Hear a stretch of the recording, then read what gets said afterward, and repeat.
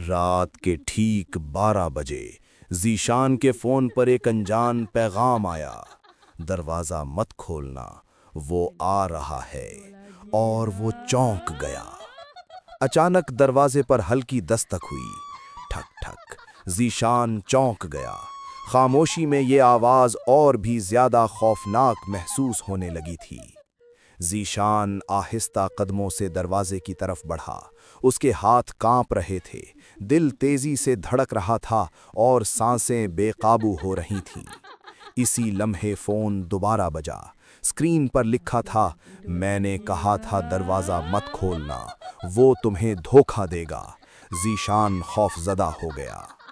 ज़ीशान ने दरवाजे की झुर्री से झांका। बाहर अंधेरे में एक स्याह साया खड़ा था, जो बिल्कुल खामोश मगर इंतहाई खौफनाक लग रहा था। अचानक एक जानी पहचानी आवाज़ आई, ज़ीशान, मुझे पहचाना नहीं? ये सुनते ही उसके जिस्म में खौफ की लहर दौड़ गई थी।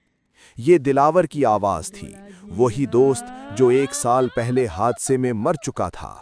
ज़ीशान को यकीन नहीं आ रहा था ये कैसे मुमकिन है।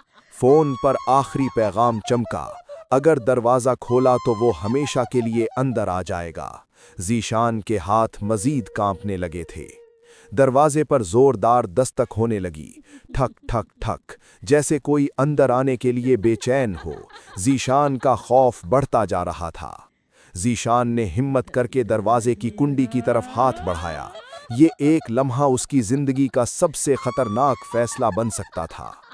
अचानक सब कुछ खामोश हो गया। ना कोई आवाज़ रही, ना साया, जैसे वहाँ कभी कोई था ही नहीं। ज़ीशान हैरान खड़ा रहा। सुबह दरवाज़ा खुला था, मगर ज़ीशान कहीं नहीं था। सिर्फ उसका फ़ोन ज़मीन पर पड़ा था, जिस पर आखिरी पैगाम अभी भी चमक रहा था। अगर आपको ऐसी खौफनाक कहानियाँ पसंद हैं, तो अभी हमारे चैनल को सब्सक्राइब करें और बेल आइकॉन ज़रूर दबाएं ताकि कोई वीडियो मिस ना हो।